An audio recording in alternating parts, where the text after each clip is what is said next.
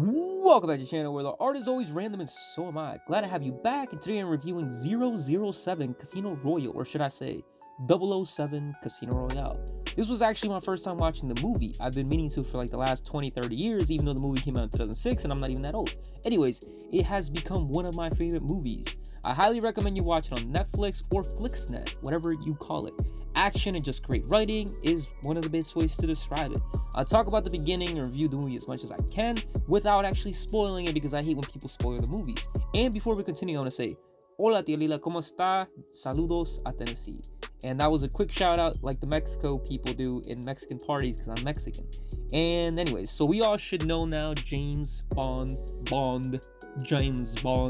or however he says it. He's a pop culture icon at this point, the super spy who wins over any woman and overcomes any obstacle. This movie starts off with a black and white scene, reminds me a bit of a movie called Sin City for some reason, and you know, some stuff happens, then open credits starts. Opening credits for any James Bond movies are all amazing. Pieces of art, pieces of master world class. This one had CGI playing cards just floating and disappearing, bullets flying all over the place.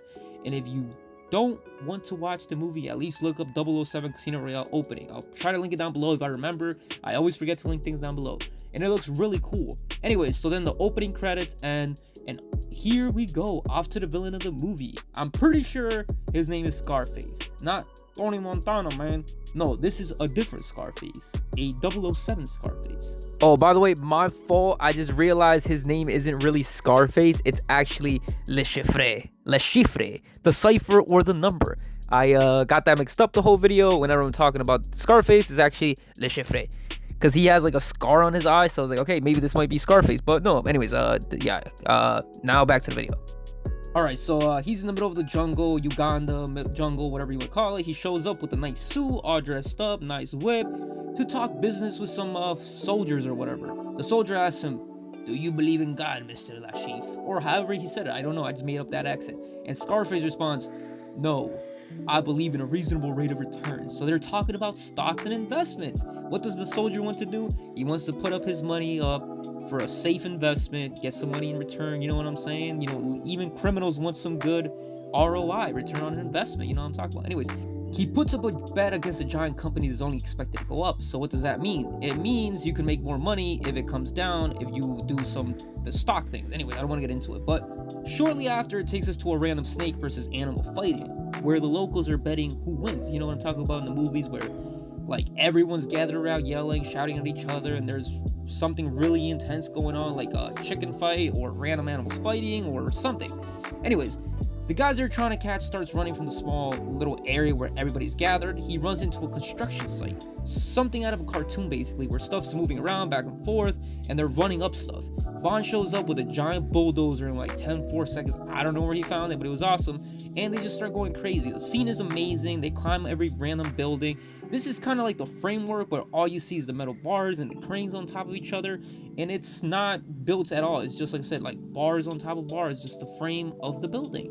And it's really creative. Not going to say much else, but it's just really, really funny when he threw a gun at the guy. I don't know. I just found it hilarious. And they start fighting. So, before I continue rambling, the guy gets away. Almost away, then he goes into an embassy, and then some random cool stuff happens. That guy Scarface is trying to take something down or cause something to happen. So then, anyway, you know what? I shouldn't even say this part. There's a reason Stock has to save a certain thing, because if he doesn't do this, then Scarface will win and make a lot of money. So yeah, so he has to figure out how to stop this certain thing. It later on completely slows down in action, but not in a bad way. So this was like, at the beginning, you keep getting hit with action. It slows down a bit, action, then it slows down a little bit more. Later on, it completely slows down in action, but not in a bad way. Yes, not anywhere as much action as the beginning, but what lacks in action makes up in suspense, which is even better at this point. The poker game starts going crazy. Nothing better than a crazy game of poker for millions and millions of dollars. I'm pretty sure to buy in, it takes $10 million in 007 instead of fighting or killing the guy like he normally does, or just like wild chases. Instead, he has to beat him in a professional game of poker, a professional gambler.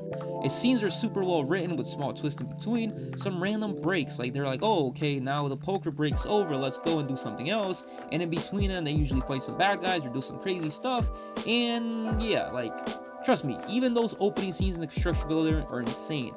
Like, I would watch the movie just for the beginning, and then if you don't like the rest of the movie, just leave. But like I said, it starts off super action-packed, then it slows down. The casino part, which is the main point of the movie, is really, really well written. So the movie is like a 9.3 Kanye's out of 10, probably. Yeah, 9.3 Kanye's out of 10 for sure.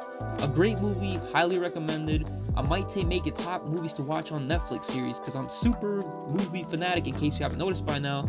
So yeah, that's all I really have to say. I have a few videos ready to make. I gotta make my girlfriend a gift for Valentine's Day, and I'm kind of getting my new art table today, or I already got it. I don't know. It depends on the time I'm recording this video, but I will make the best of it. I gotta upgrade my art setup and go from there. And if you haven't already, like, comment, and subscribe. I'm out.